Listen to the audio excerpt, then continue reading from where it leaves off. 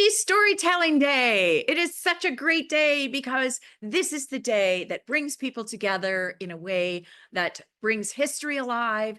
It actually makes people feel good. They learn. And so what we all know about storytelling is that when you are presenting a story, actually chemicals are being released in your brain, dopamine and serotonin and things that feel good. You're creating a connection with your audience and people start to merge into that emotional state that you're in. And it's such a great thing to be able to know how to do. So as a professional storyteller, as somebody who helps people be professional storytellers, I wanted to just share a quick moment about some of my stories, some of the stories of my clients, and give you a piece of history as well. And it will help us understand. And as we know in the Bible, Jesus used metaphors and stories to explain things that were complicated and made them very, very simple.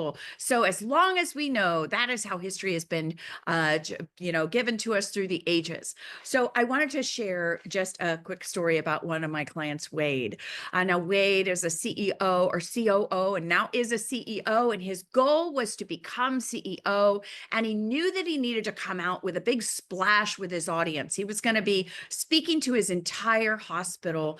And this is Dr. Wade Mitzel, and he's at University of Louisville. And what an amazing speaker he is. He's a leadership speaker and a culture builder. And so Wade shared a story with his audience that when he was 15 years old, he was being bullied, and he was in his class, in his gym, and the football coach came over and tapped him on the head in front of hundreds of kids and said, "Don't be like this guy. Don't be like this guy. He's a loser. He's fat. He's a loser." And Wade just sat there and shrunk down. And like he'd already been bullied by his weight. He was a large guy at that age. And about a month went by and he had really shrunk his personality. And one of his friends came and said, "Dude, you do not need to live with that over your head. You're a great person. You can do anything you want. You're only 15. And Wade took it to heart and he started working out, and he ended up becoming a wrestler and a Taekwondo person. And so at senior year, that same coach came to Wade and said, "Hey, I want you to come out for football this year." And Wade said to that coach, "Over my dead body." He didn't do it. But Wade in today's world is a very in shape man. He became a runner and did all sorts of great things with his life. And that could have ruined him, but it actually did something opposite. One day, Wade was walking across campus and he saw this boy, and the boy said, "Hey, mommy, that guy probably has cancer too. He's bald too." And so Wade stopped and talked to the little boy, Johnny. And he said, "What's your name?" He said, "Johnny." He said, "Did you know, Johnny, that being bald is a superpower?" And Johnny said, "Really? No, what's my superpower?" And Wade said, "Your superpower is that you can make anyone smile, any adult smile, anytime you want." And Johnny said, "Ah, that's boring. What's your superpower, Mr. Wade?" He said, "My superpower is that I have money in my pocket and I could go get ice cream anytime for anybody I want." And so they went off and they had ice cream, and they treated all the nurses and everybody in the cafeteria to ice cream. Sadly, Johnny ended up dying, but the hospital made a day of recognition once a month to have free ice cream for the nurses and the staff of the hospital in honor of Johnny. And what that taught Wade is that he knew what it felt like to be ignored. And so he challenged his entire company and everybody in the hospital to start having compassion and to start recognizing what that looks like and how people need it, and to start focusing in on people. What ended up happening in his culture is that they turned around, they became successful, and they didn't lose people during the pandemic. It's a very thriving hospital at this point. Another story. I have another client by the name of Derek Kayonga. Excuse me. Derek is the founder of the Global Soap Project. And I always remember the story that he told when he was brought over to the United States. He actually won a lottery. He wrote an article or a letter, and he got selected. And so when he ended up getting on the plane, he had no idea what he was doing, and he didn't eat a thing because he didn't have any money. And finally, he kept resisting. "No, that's okay. No, that's okay." And finally, the flight attendant came over and said, "Do you realize that this is free? It's already paid for." By that time, he started eating a whole lot. And when he got to America, he didn't know how to turn on the light switches and everything. And that showed him how people live so differently over in Africa. And he ended up using those tools and those stories to share with people how differently it is. We feel so great here in America because we've got so many modern conveniences, but people don't have it around the world. And Derek is one of the country's best storytellers ever. And you should look him up, Derek Kayonga. Another one of my clients was Senator Mark Kelly.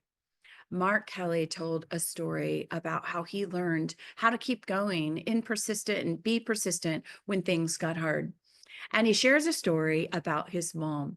When she was a young mother, she wanted to become a police officer and become the first police officer in the city where they lived in New Jersey. And so she had to scale a wall for a physical fitness test she had to do. And it was 7 foot, 5 inches tall to scale this wall. And she's only like 5 feet tall. And so her husband, Mark and Scott's dad, built a wall in their backyard for her to practice. And so every single night after dinner, she'd go home and try to get over this wall, and she couldn't get her little leg over. Finally, she was able to get her leg over. She'd fall in the mud, fall in the dirt, and every single night they'd watch her not succeed. Well, finally, one day she was able to get her leg over that wall and scale that wall for the physical fitness test. And by the time she did the physical fitness test, she beat all the men and she became the first female police officer in their town. And what that showed Mark is that persistence does matter, that you're going to fall on your face, you're going to make mistakes, but you keep trying, you keep learning, you keep growing, and finally you can do it. And that's how success happens, is you keep pushing and learning and growing. That's such a great story. Lastly, years ago, I was an agent at Kepler Speakers in Washington, D.C., and we would tell stories all the time to be able to sell speakers. And when you imagine your audience responding to this story and feeling the feelings that they mean you to feel, and it makes everybody, like, oh my gosh. So Jack Anderson, who was the investigative reporter that exposed Watergate, used to be one of the best speakers, and he's long been passed, but he was one of the best, most amazing speakers and storytellers on the face of the earth. And he told a story about a immigrant family that was coming from Vietnam, and a little church was sponsoring this family, and they only had like this little shack to put them in, and it was this like decrepit kind of little tiny cottage. And so what happened was this family was picked up at the airport and they were driven to the place, and the pastor who had picked him up was like, I'm so sorry that it's a really small place, and we'll get you food and we'll get you started and everything. And when this family of a mom and a dad and two kids got out of the car and they looked at this shack, and he had been apologizing and everything, but they looked at the shack, and the dad looked at it and he fell on his knees and he kissed the ground. And he was like, God bless America. He was so happy to be in the United States because over there they didn't have anything. And so coming here, even to a shack that we considered to be small and not so special, this family was so honored to have. These stories that you have, that may have, experience that you have, can teach other people. I see it every day when people don't realize that the special little things that happen to them can be used for teaching moments. And so it's fine to tell other people's stories.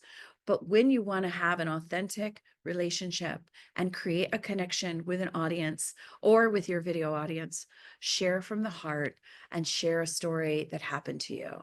I just appreciate all of you so much. I appreciate you sharing your stories with me so much. It is my pleasure and my honor to help you excavate and to understand who you are in the world, to bring your purpose to the world. And it is my special gift that God has given me that I can see you at their highest level.